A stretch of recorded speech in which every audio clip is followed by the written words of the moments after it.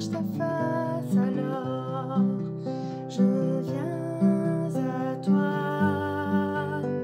Et tout en moi est ému par ton amour, captivé par qui tu es. Conduis-moi à te connaître plus encore. Je veux m'approcher de toi, laisser mes peurs derrière moi. Seigneur, viens toucher ma vie à nouveau.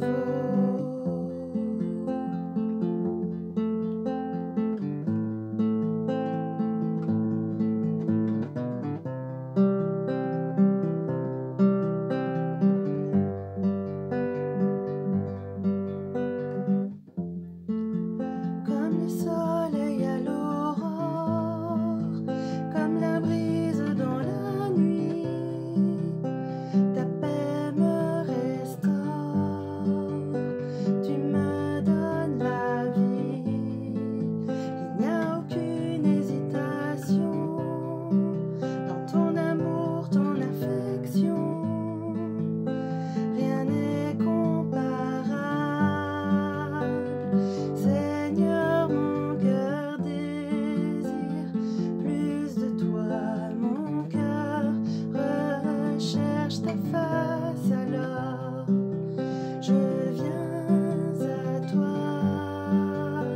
Et tout en moi est ému par ton amour, captivé par qui tu es.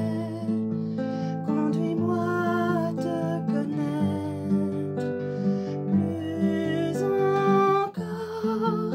Je veux m'approcher de toi, laisser mes peurs derrière moi. Seigneur, viens toucher ma vie à nouveau.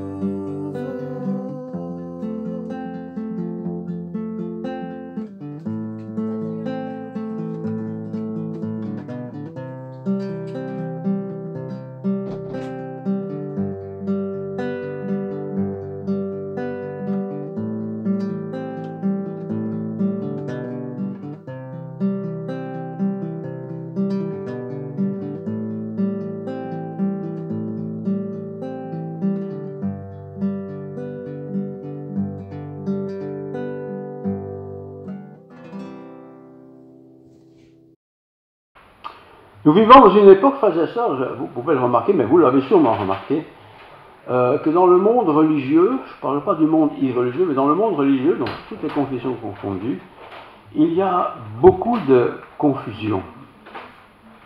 Beaucoup de confusion. Par exemple, les gens qui pensent que les protestants ils font ça comme ça, les protestants pensent que les catholiques font ça comme ça, chacun a sa petite idée sur l'autre, confusion. Parce que les différentes sortes d'églises ne sont pas apparues comme ça un beau jour. C'est souvent la conséquence d'une longue réflexion, d'une longue mutation, même de raisonnement dans les circonstances que les gens ont pu vivre dans certaines époques. C'est vrai qu'il y a aussi beaucoup de cacophonie dans les églises. On fait parfois du tout et du n'importe quoi. Je vais en parler tout à l'heure. Il y a aussi dans les églises des gens qui sont là, mais complètement aveuglés du sens de l'église. À quoi sert l'église ? Est-ce que ça sert à avoir une bonne conscience? J'étais à l'église, hein, comme autrefois, on n'aime pas aller à l'église, c'était surtout catholique, c'était pas bien, hein, c'était pas bien vu, hein, on venait vous tirer les oreilles.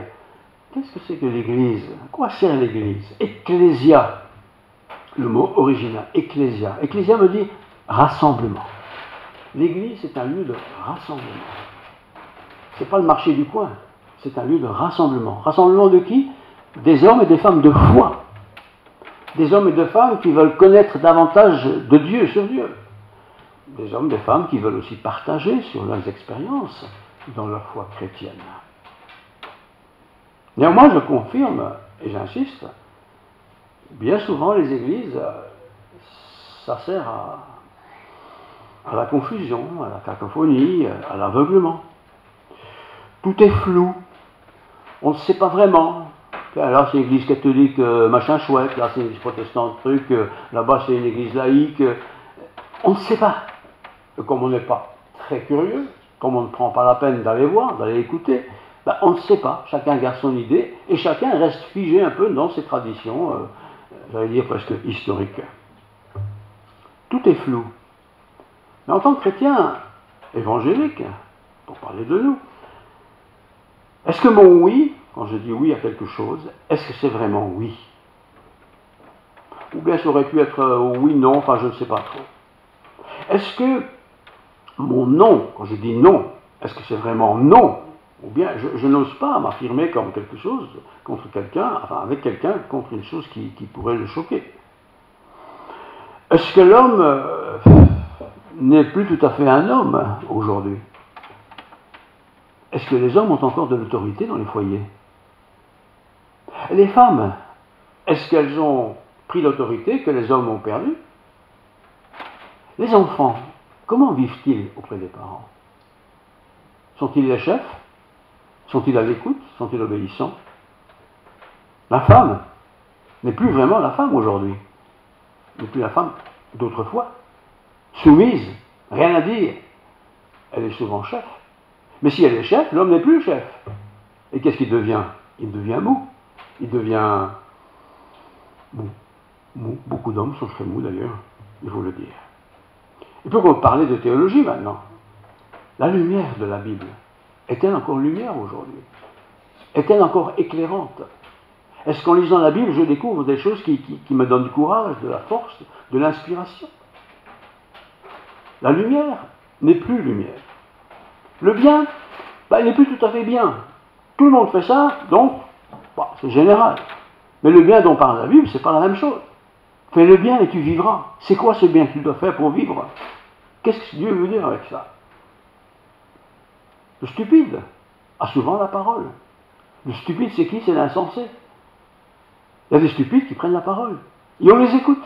Mais ils sont insensés parce qu'ils parlent de n'importe quoi, qui n'a rien à faire avec les choses de Dieu. Le sage devient stupide. On dirait qu'il est dans notre temps. Tout se vaut, dit-on. Tout est banalisé, tout est quelconque. Après tout, chacun pense ce qu'il veut. Mais non, chacun ne pense pas ce qu'il veut. On est ensemble ici pas pour penser ce que je veux. On est là pour dire qu'est-ce que tu veux, Seigneur, que je pense. C'est tout à fait différent.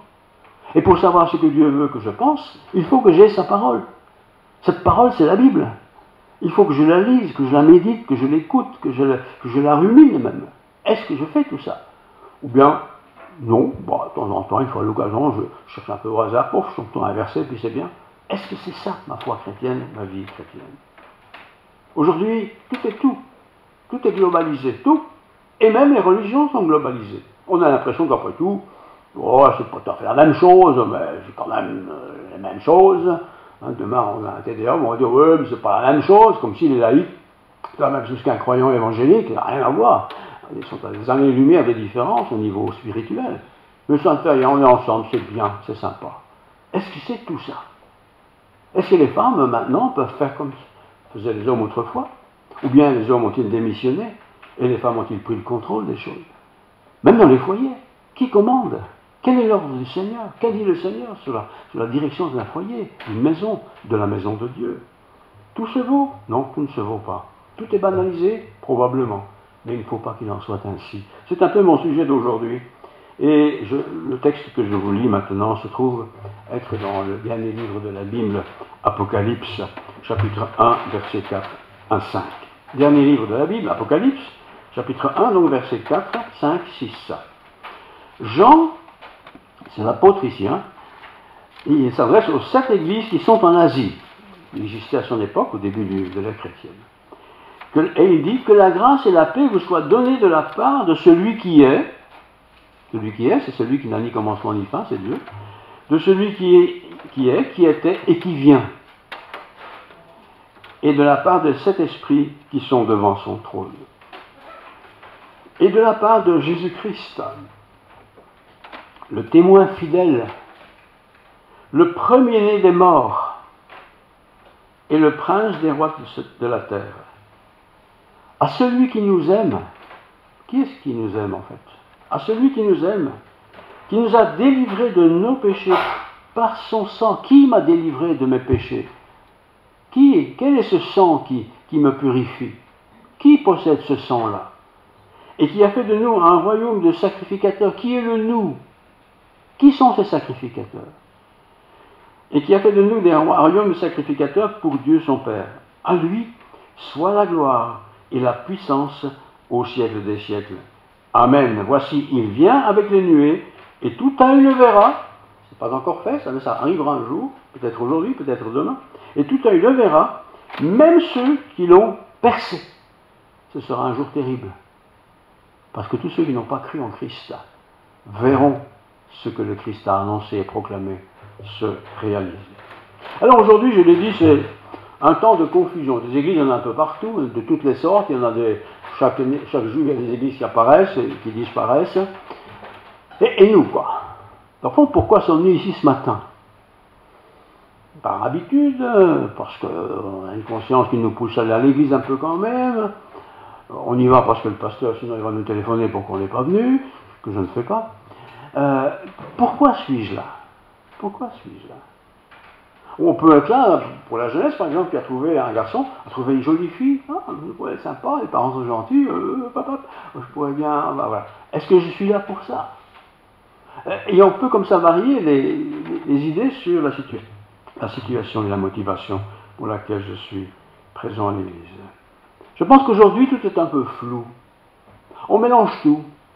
Pour regarder un culte à la télé, même un culte dit protestant, suivant que c'est un évangélique ou un baptiste ou un pentecôtiste, vous dites, mais pourquoi ils font ça comme ça? Et là, ils font comme ça, qu'est-ce que c'est? Là, ils parlent fort, là, ils parlent pas fort, là, il n'y a que des femmes, là, il n'y a que des hommes, là, il y a des femmes qui prêchent, ici, on ne prêche jamais, il n'y a pas de femmes. Enfin, tout ce genre de choses.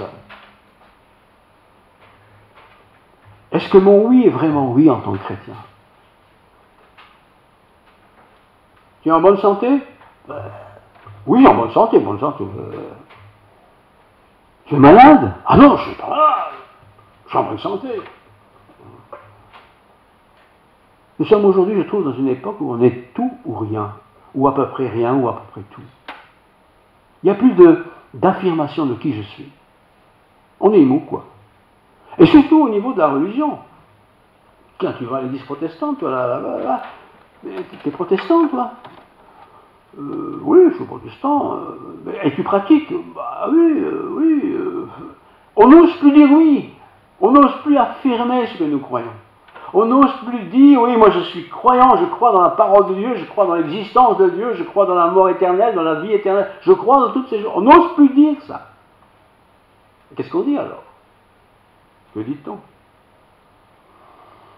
Le mâle, comme dit l'Ancien Testament, c'est le chef de famille. Il n'est plus chef de famille. Parce qu'on a décidé que l'homme et la femme sont égaux. Oui, ils sont égaux en tant que personne. Mais dans les fonctions, ils ne sont pas égaux. Vous avez déjà vu un homme accoucher, vous? Vous l'avez vu? Ben non. Pourtant, il est égaux. Mais il ne peut pas accoucher. Il ne peut pas faire grand-chose, d'ailleurs, à ce niveau-là. Et c'est comme ça dans mille et une choses. Dans mille et une choses. L'homme n'est plus homme. On devient homosexuel. Bah, c'est dans son droit. Bah, c'est son droit. Je ne sais pas de qui a donné le droit, mais c'est son droit. L'enfant, à peine né, quelques jours, quelques semaines, quelques mois, il sait à peine marcher, il est déjà chef. Il se permet déjà de critiquer sa maman, de la rejeter, de dire que ce qu'elle a fait à manger n'est pas bon. Mais comment c'est possible? La lumière, je parle ici de la lumière, de la connaissance, n'est plus vraiment la lumière. Après tout, ce qu'on croit n'est pas important, du moment qu'on croit. Vous avez sûrement entendu ces phrases. Hein? Mais charbonnier, il croit bien que son charbon va être vendu. Mais ça fait de lui, quoi, un chrétien? Le mal n'est plus vraiment le mal aujourd'hui. Dans le temps de mon enfance, quand même, vous savez, on était quand même éduqués d'une certaine manière très forte. Hein? Et ça se passait d'abord à la maison. Prendre une pomme à l'étalage d'un magasin, c'est mal. C'est un péché. Mais aujourd'hui, qui va dire ça? Tu vas au GB du coin, tu mets dans la poche, ni vu ni connu, personne ne t'a vu, hop, bon, j'ai fait une bonne affaire, basta. Et on continue comme ça. Et si on se fait attraper, on dit, ah, mais je n'ai pas fait exprès, on se permet comme ça. On est à l'école, on se permet de tricher, à l'aise, comme ça, cool. Mais tu triches? Non, je ne triche pas. Je dis madame, parce qu'il y a beaucoup de madame aujourd'hui. Je ne triche pas, moi. Ah bon? Pourtant, je lis ici que tu as marqué exactement ce que j'ai écrit au tableau, là. Et ce que j'ai écrit au tableau n'est pas juste. Tu l'as copié. Tu es un menteur. Moi, je ne mens pas. Et si il pense qu'on l'accuse, il va faire venir son père, qui va dire, madame, monsieur, qu'est-ce que vous avez dit, mon fils ne ment jamais, mon fils. Ah bon? C'est difficile. On vit des temps difficiles. La femme n'est plus vraiment une femme non plus. Quel est le rôle d'une femme? Je suis un homme, hein, je ne vais pas dire de bêtises. Et ma femme n'est pas là, donc je ne vais sûrement pas en dire. Mais quel est le rôle d'une femme? Ben, c'est de soutenir son mari. Le soutenir, c'est pas faire une petite frénésie de son mari, hein, c'est le soutenir. Pourquoi? Parce que le mari est faible. Il faut le savoir, ça. L'homme n'est pas fort comme il pense. Il est faible. La femme est forte. Et la femme soutient le mari.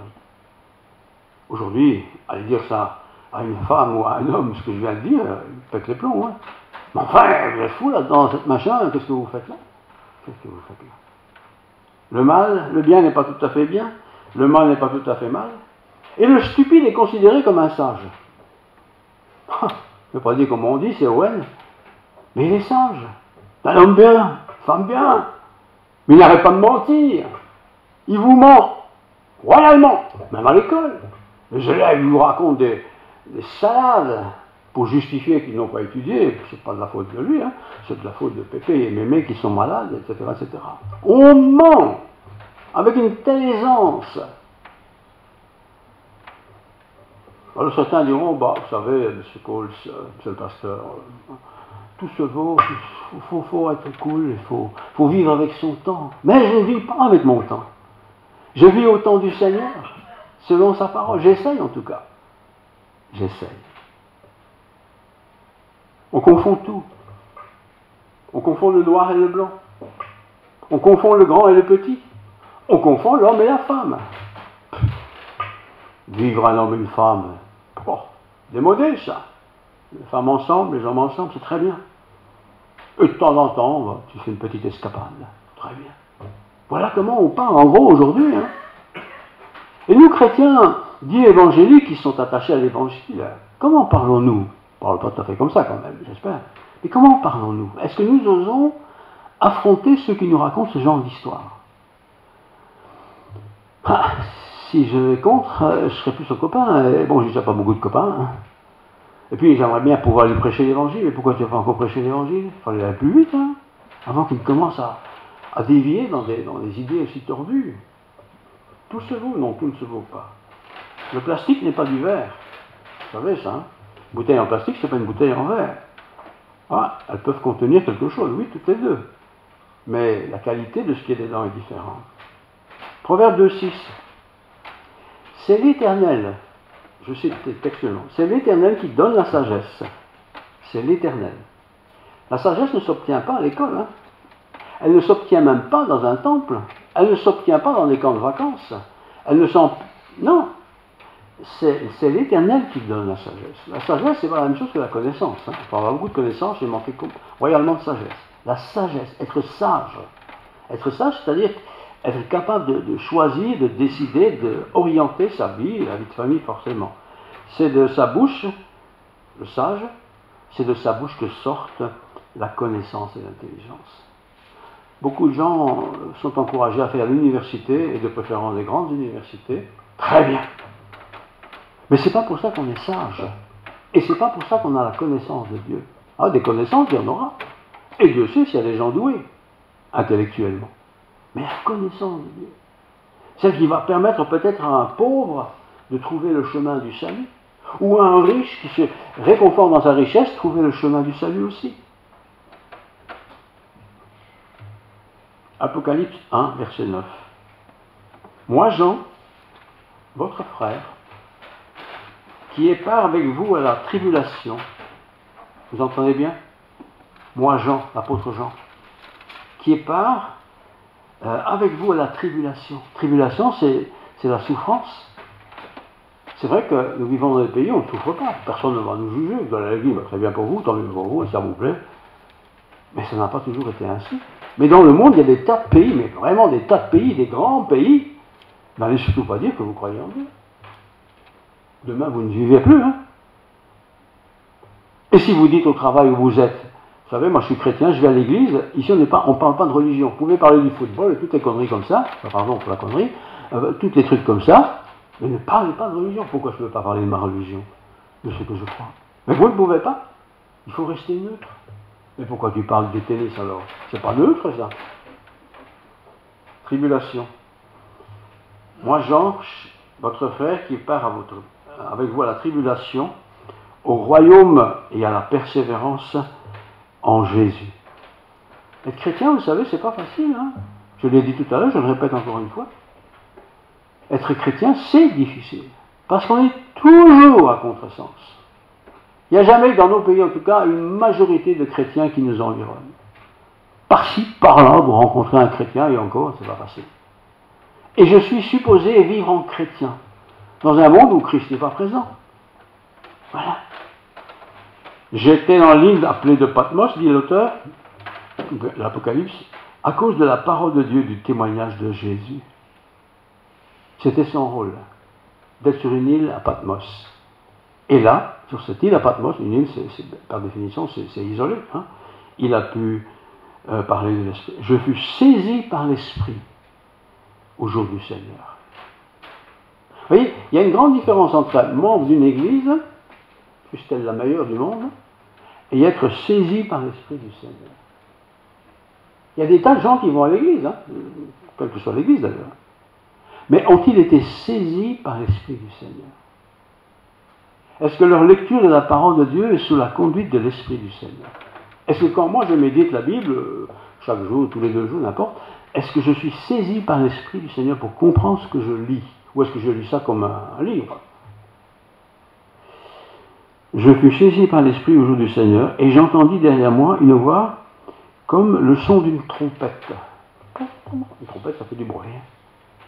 Frères et sœurs, quand je lis la Bible, tant que je la lis, et je la continue à la lire, est-ce que je la lis comme un truc que je dois apprendre et continuer à entretenir, ou est-ce que je lis c'est comme une trompette qui me parle?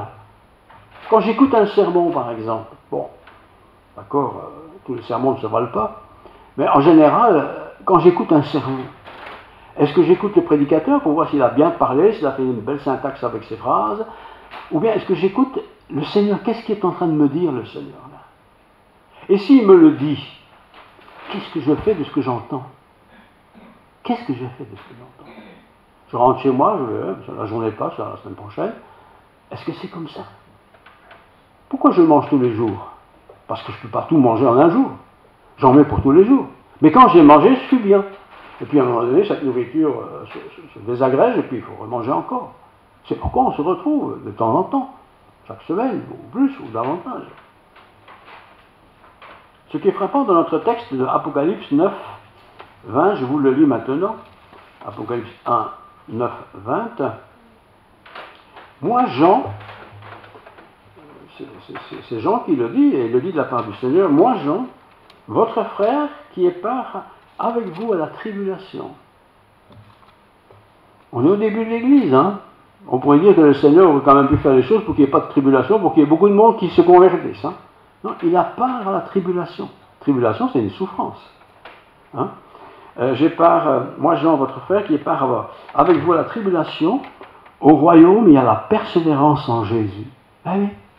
On n'est pas chrétien pour 6 mois. Hein. On n'est pas chrétien parce que maintenant on a été baptisé. On n'est pas chrétien parce qu'on a fait sa grande communion. Jusqu'au bout du monde, de notre vie, il nous faudra nous combattre. Il faudra combattre contre celui qui veut nous détruire.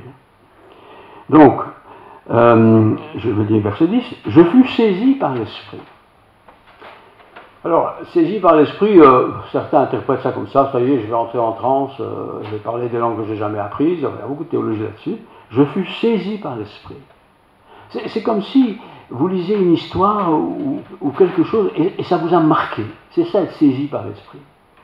Alors, je peux lire la Bible comme je lis la Bible, comme je lis un livre, ou je lis un texte, bon, ou 2, ou 3, ou 4, et je suis saisi par ce texte. Ce texte me dit quelque chose de particulier aujourd'hui. C'est un texte en français, hein, dans ma langue, je peux la comprendre. Je fus saisi par l'Esprit au jour du Seigneur. Le jour du Seigneur, c'est peut-être le Shabbat, comme certains traduisent, c'est peut-être pour nous le dimanche, c'est peut-être le lundi, mais en tout cas, au jour du Seigneur, quand le Seigneur l'a décidé, je fus saisi par lui. Et là, il me parle. Et c'est surtout là, quand il me parle, je dois faire attention. Seigneur, si c'est toi, qu'est-ce que tu veux me dire aujourd'hui? Qu'est-ce que j'ai besoin de comprendre, de savoir? Il ne faut pas avoir peur de poser ces questions-là. Hein? Et j'ai entendu derrière moi une voix, comme le son d'une trompette. C'était violent, hein? Qui disait, ce que tu vois, écris-le dans un livre. C'est pour ça que nous l'avons, ce qu'il a vu. Jean, il l'a écrit dans un livre. Et c'est pourquoi nous avons beaucoup d'informations sur l'éternité, sur la fin des temps, l'enlèvement de l'Église et toutes ces choses-là. Il les a vues, il les a écrites et nous les avons. Alors je me dis, tiens, et nous, est-ce qu'on écrit les choses parfois dans un cahier, pas un carnet que nous avons, et qu'on dit, tiens, je sais pas, le lundi 17, là, j'étais tout retourné, j'étais perdu, enfin pour moi j'étais bien ou j'étais très bien. Est-ce que vous écrivez ça? Il faut le faire. Pas la peine d'écrire des livres, hein, mais le faire. Parce que peut-être dans 6 mois, je serai déprimé. Je peux reprendre mon livre et mais tiens, il y a 6 mois, tu te souviens, regarde un peu le livre. Ça peut me fortifier, moi, par mon expérience avec le Seigneur. Avez-vous, avons-nous des expériences avec le Seigneur? Il est important de lire la parole tout entière. Pourquoi? Parce que la parole est présentée comme un chandelier qui éclaire. Chandelier à 7 branches. Un chandelier, par définition, c'est éclairant. La parole de Dieu éclaire. Quelqu'un qui veut savoir les choses sur Dieu, il ne doit pas aller au musée Gaspard à Arlon, il ne trouve rien du tout. Il faut qu'il lise la parole de Dieu. La parole de Dieu, c'est aussi inspirant. Parfois, vous dites, je ne sais pas comment faire, je ne sais pas si je dois faire ça. Lisez la Bible. Ça inspire, ça me donne des idées, ça me donne du tonus pour m'aventurer dans des chemins peut-être que je n'ai jamais franchis autrefois. Le rassemblement, communauté, c'est nécessaire de se retrouver. Pas pour dire on est nombreux, mais se retrouver ensemble. Et en particulier avec des gens avec qui on a un même langage, on peut se comprendre, on est à la même sensibilité. Hein. Le culte est aussi un endroit où on est rassuré. Quelqu'un va être opéré de X machin, les frères sont là, je vais prier pour toi, je vais pas intercéder pour toi. C'est rassurant ça. La parole de Dieu est aussi rassurante. C'est pourquoi notre Bible, c'est notre livre de chevet, c'est pas un livre qu'on ouvre une fois par an. Non, c'est tout le temps. Pas 24 heures sur 24, bien entendu. Mais tout le temps, tout le temps. Jean, l'apôtre, il ne met pas en avant ceux qui sont à l'extérieur, mais il met en avant celui qui est au milieu. Celui qui est au milieu de ma piété chrétienne, la vôtre, hein, c'est qui? C'est l'église évangélique X ou Z, ou le pasteur machin chouette, ou l'ancien encore l'autre. Qu'est-ce qui me met dans le bien-être? Si ce n'est la présence de Dieu. Jésus a dit, si deux, c'est pas beaucoup, hein, ou 3 sont assemblés en mon nom, le nom de Jésus, connaissez la suite? Je suis au milieu d'eux. Tu es marié, un homme et une femme, vous êtes tous 2 chrétiens, c'est un gros privilège. Vous avez déjà le 2. Tout seul, c'est très difficile d'être chrétien. Parce qu'avec qui je parle de ma foi? Avec qui je partage l'expérience que je viens d'avoir avec Dieu? Avec qui? On peut toujours téléphoner au pasteur, j'ai eu ça, très bien, magnifique, mais racontez-le à quelqu'un qui vous est proche. Hein. Mais il n'y a personne. Trouvez quelqu'un, cherchez, vous trouverez. C'est pourquoi, vous qui n'êtes pas marié et qui êtes chrétien, n'épousez pas un non-chrétien, parce que vous aurez des problèmes. C'est pas que la personne n'est pas gentille, qu'elle est méchante, qu'elle est... Non. Mais vous aurez des problèmes parce que son centre d'intérêt ne sera pas le tien. C'est-à-dire Dieu. C'est difficile. On peut toujours dire, mais elle va se convertir. Oui, on peut toujours l'espérer, mais c'est pas facile quand même. Un chrétien qui vit avec quelqu'un qui n'est pas chrétien, de quoi parle-t-il? De la télévision, du foot, je sais pas. Mais il voudrait parler de Dieu, de son expérience avec Dieu, de l'amour de Dieu dans sa vie, quoi. Voyez? C'est important de se retrouver avec des amis qui sont aussi chrétiens, pas que des amis chrétiens, mais quelques-uns quand même. Parce qu'on a les mêmes sensibilités, on a la même vision, les mêmes directives. Jean, le Fils de l'homme, est emparé et saisi par l'Esprit de Dieu. Jean de l'Apocalypse. C'est pas lui qui se dit je vais écrire un beau texte pour l'avenir, c'est l'Esprit de Dieu qui l'a inspiré. Je vais prendre mon exemple brièvement pour être court. Vous savez, on dit il prêche tous les dimanches, mais bon, c'est pas toujours la même chose, d'ailleurs c'est rarement la même chose. J'écris tous mes sermons, vous pouvez vérifier. Mais comment je fais ça, moi? Je suis plus malin qu'un autre? Non, je ne suis pas plus malin qu'un autre. Loin s'en fout. Mais je cherche, dès le lundi, même parfois le dimanche soir, je cherche Seigneur, qu'est-ce que je dois faire pour dimanche prochain? Je pourrais faire comme certains, allez Seigneur, qu'est-ce que je dois faire? Je ne sais pas, mais tu me le dis maintenant, hop! Oh! Judas à se pendre. Bon, Seigneur, à mon avis, c'est pas ça que tu veux quand même. Allez, ferme la Bible. Seigneur, il ouvre, toi, fais de même. Oh! C'est l'histoire qu'on raconte toujours, parce qu'il faut bien comprendre l'affaire. On ne joue pas comme ça avec la Bible. La Bible, c'est pas un jeu de jackpot, hein. C'est la parole de Dieu. Vous voyez? Vous allez retenir l'histoire, je le vois. Très bien. Allez, pas de moi, soyez-en sûrs. Des hommes, aujourd'hui encore, selon qu'ils ont un métier de peintre, par exemple, je pensais à des peintres qui ont un amour fou pour les tableaux de Rubens. Quand ils voient un Rubens, ils sont en transe. Enfin, un tableau. Ou ils sont extasiés de voir le protestant des tableaux de Van Gogh. Un du Borinage est un protestant. Ah, qu'est-ce qu'il pouvait bien peindre, c'est extraordinaire. Si je pouvais avoir un tableau comme ça chez moi, je serais... Bon, tu peux avoir un tableau comme ça chez toi, pas de problème. Mais ça ne va pas changer ton existence, ça. Par contre, c'est la parole vivante de Dieu. Ça, c'est différent. C'est une parole vivante. Et quand vous lisez la Bible, soyez bien sûr que vous lisez une parole qui est vivante. Ce n'est pas des mots mis à la queue leu, hein. Ce n'est pas un livre de grammaire. Ce n'est pas un livre de poésie non plus. C'est la parole de Dieu. Alors si vous êtes découragé, très bien, ça nous arrive à tous. Plongez les regards dans la parole de Dieu. Si vous avez besoin d'une directive particulière, un choix à faire par exemple, plongez les regards dans la parole de Dieu. Dieu ne va pas vous téléphoner, mais il va vous conduire pour que vous ayez la réponse à la question posée. Je lis ici le chapitre Apocalypse 9, 12, voilà. C'est la bonne page. 9, 12, mais je pense que ce ne sera pas le bon verset. Je suis le premier malheur est passé, voici, il y a encore 2 malheurs après cela. Quand on lit ce genre de texte, bon, le premier malheur, on peut mettre un peu tout n'importe quoi sur ce premier malheur, hein, première catastrophe, la mort du Christ et tout ça, mais 2 vont suivre. Alors, chaque fois qu'il y a eu une guerre dans l'histoire, on a dit, c'est le 2e malheur ou le 3e malheur. Moi, je ne sais pas si c'est ça, je ne suis pas Dieu, mais il est possible, très possible, que je puisse subir un malheur. Pas forcément une guerre, mais ça peut être n'importe quoi. Hein? Je peux subir ça. Alors que je viens de subir peut-être un malheur avant. Et on pourrait se dire après coup, Seigneur, merci beaucoup, tu n'es pas sympa avec moi. Hein? Je vais à l'église, je chante à l'église, je fais ci, je fais là. Et je n'ai que des tuiles qui me tombent sur la tête, quoi. Un étudiant, un élève, qui a vraiment travaillé pour réussir, et puis il rate son examen, il dit, Seigneur, enfin, tu sais bien que j'ai travaillé.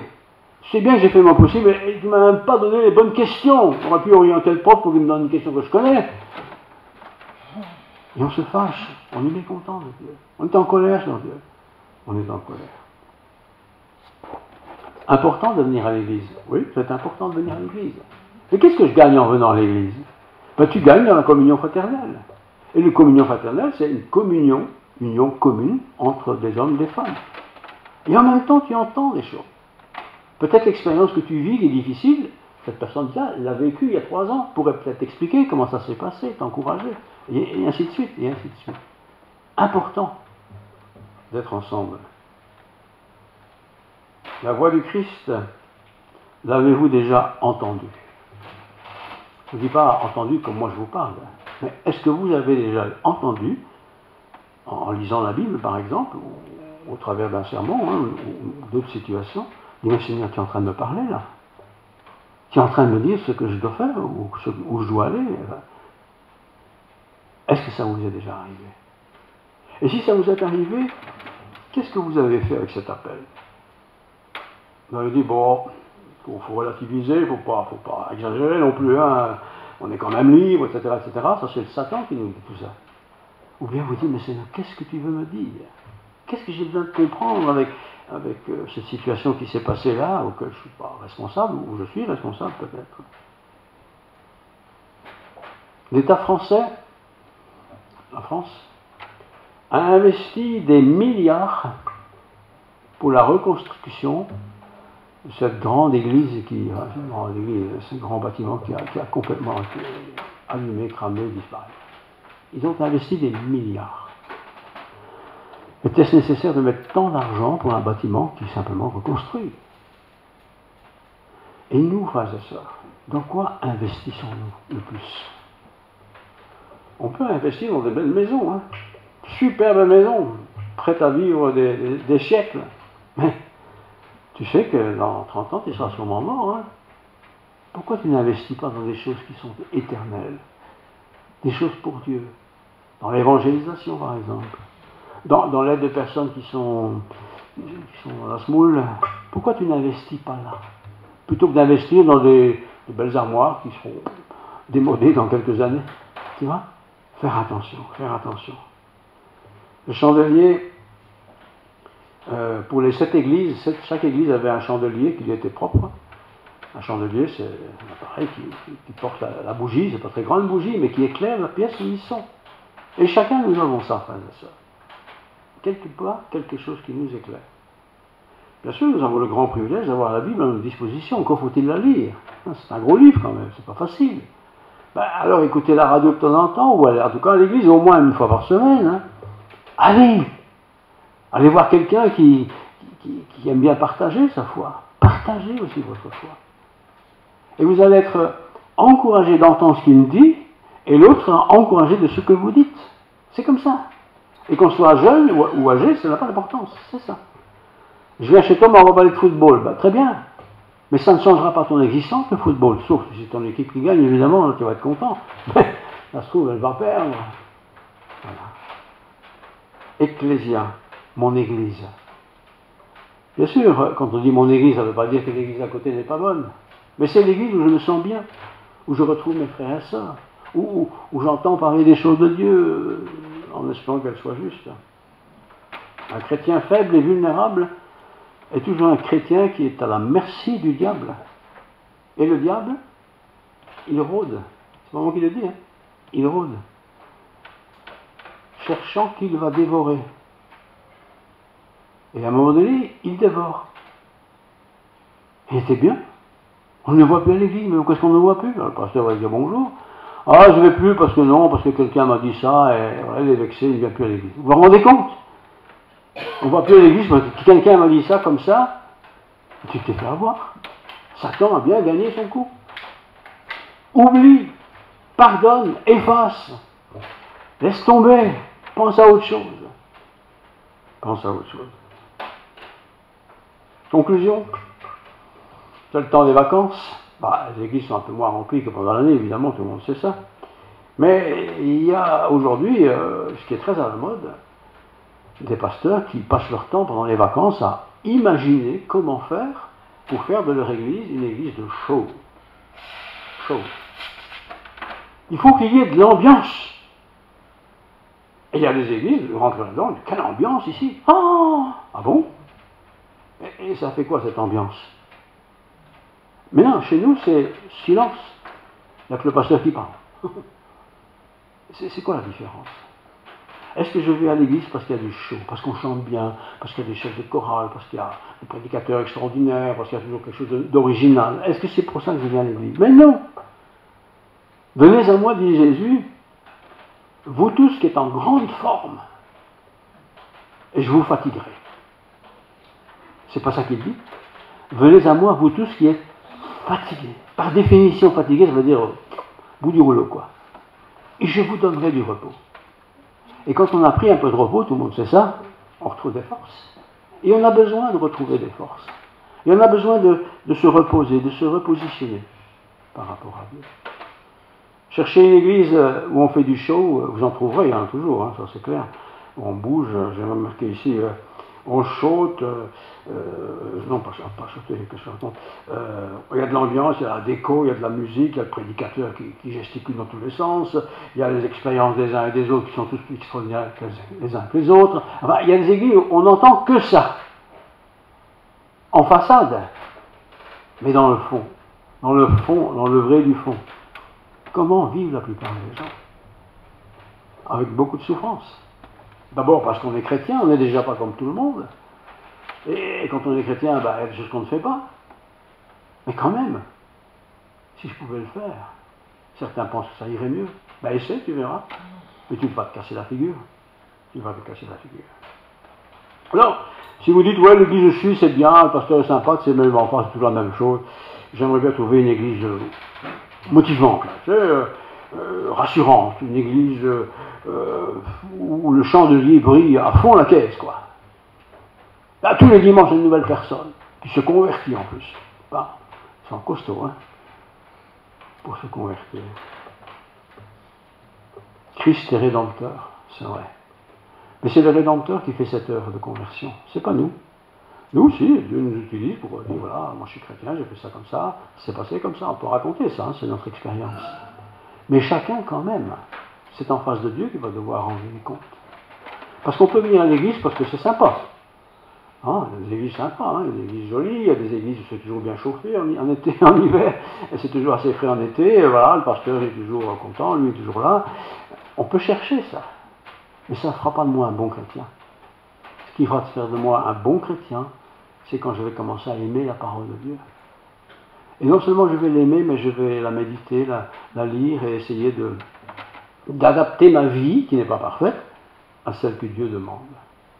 Cherchez et vous trouverez. Il ne s'agit pas de chercher une église où tous les dimanches c'est l'ambiance. Hein. Et il y a des églises comme ça, hein, il y a de l'ambiance. Hein. Mais l'ambiance, c'est quoi? T'as l'ambiance, tu vas à la kermesse, il y a de l'ambiance. Hein. Tu vas au match de football de je ne sais pas quel pays, là, il y a de l'ambiance. Mais est-ce que ça change ton existence? Tu vois? Est-ce que quand tu te retrouves seul dans ta chambre, ou quand tu as une tuile, ou que tu as raté un examen, ou que tu as raté une année scolaire, comment tu es là? Désappointé, découragé, en disant ça c'est de la connerie, ça ne sert à rien. Non, je viens. Pas parce qu'il n'y a que des jeunes dans une église. Il y a des églises où tu n'as pas un noir dans l'église, parce qu'ils ne peuvent pas entrer. C'est quand même incroyable ça. Des églises où il n'y a que des femmes, que les hommes doivent aller à côté. Dieu a créé l'homme et la femme, quoi. Hein, etc., etc. C'est bien. Jésus a dit, je termine, là où deux, monsieur et madame, non, là où deux ou trois sont assemblés en mon nom, pas le mien, celle de Dieu, je suis au milieu. Et quand Dieu est au milieu de ma vie, ma femme et moi par exemple, je suis bien. Je suis très bien. On n'a pas toujours les mêmes avis sur tout, mais bien sûr que non. Nous sommes des humains avec une tête qui pouvons réfléchir. L'église, bon, il y a des belles églises, hein, c'est pas la plus belle, c'est pas la plus moche non plus. Mais bon, il y a des gens qui vont que dans les églises, c'est somptueux. Mais ça fait quoi dans ta vie, ça? Qu'est-ce qui change dans ta vie? Ah, le sculpteur à tel a fait ça, regarde ça, c'est bon, ça va être ça, oui, c'est bon. Mais ça fait quoi dans ta vie? Ça fait quoi? Si donc vous avez le manger et le boire, je cite la Bible, cela vous suffit. Manger, c'est élémentaire. Mais si vous avez ça, c'est bon. Il ne faut pas en demander plus. Mais il nous faut toujours plus. Tu viens d'acheter une Mercedes 699, bon, ça existe, hein, et tu roules un peu avec, oh, ok, bagnole, il me faudrait l'autre, j'aurais dû prendre l'autre, 798, etc. On n'est jamais content. On n'est jamais content. On trouve un partenaire, je termine vraiment, hein. Ah, vous avez 20 ans, vous voulez vous marier, vous trouvez quelqu'un, jolie fille et tout. Même pas encore marié, vous vous disputez déjà comme pas deux. Les bêtes mariés, vous vous disputez encore plus. Mais pourquoi j'ai été épousé cette personne-là, quoi? Qu'est-ce qui se passe? Qu'est-ce qui te gêne, là? Qu'est-ce qui n'a pas été? Mes parents, barbant, hein? Radin, toujours la même chose, hein? Mais tes parents, tu ne les as pas choisis. Ce sont tes parents. Tu dois les honorer. Les mettre en honneur. Ah bon? Pas facile ça, pourtant. Et comme ça, cette liste, je pourrais l'allonger certainement très longtemps, mais je ne vais pas le faire. Simplement en disant que nous sommes ici rassemblés ce matin, pour non pas nous regarder nous, mais pour regarder vers le Seigneur. Et quand je fais ça, je le fais, hein, vraiment. Quand je regarde vers le Seigneur, c'est pas sens physique ici, je pense vers Dieu. Quand je fais ça, j'ai presque, je ne vais pas dire toujours parce que c'est un peu prétentieux, mais j'ai presque toujours une réponse à mes questions. Presque toujours. Je n'ai pas toujours une réponse à mes questions, une question compliquée, mais j'ai presque toujours une réponse. Et une réponse satisfaisante, qui m'apaise, qui me tranquillise. Voilà. Alors, Église, confusion, confession, ou une Église où je me sens bien? Merci. Petite sonnerie, c'est bien. Prions. Seigneur, merci pour ta parole. C'est vrai que ta parole nous étonne souvent. Quand on lit la Genèse, toutes les histoires des prophètes, on se dit, mais comment tout ça a été possible? Pourquoi toutes ces choses se sont passées? Mais elles sont là pour nous servir d'exemple, nous qui vivons cette époque-ci. Il y aura peut-être d'autres époques pour d'autres. Seigneur, nous avons ta parole. Ta parole, il n'y a rien à ajouter, il n'y a rien à retrancher. Elle est complète. Tu nous invites à la repentance, c'est pas facile. Tu nous invites à aimer notre ennemi, c'est pas facile. Tu nous invites à construire, c'est pas facile. Il y a tellement de choses qui nous préoccupent et qui nous occupent, que nous avons si souvent peu de temps pour nous préoccuper de ton œuvre, qui est pourtant essentielle et vitale, puisqu'elle est éternelle. En tout cas, merci Seigneur pour ta présence. Merci pour cette journée, merci pour mes frères et sœurs. Que nous puissions prendre du temps dans la famille, avec la famille, nous retrouver pour se promener, discuter, inviter peut-être, qu'importe, afin de nous retrouver bientôt pour d'autres rencontres spirituelles, fraternelles, à la gloire de ton nom. Que la grâce de Dieu, la paix du Christ Jésus, la plénitude du Saint-Esprit soit sur nous tous. Amen. Amen.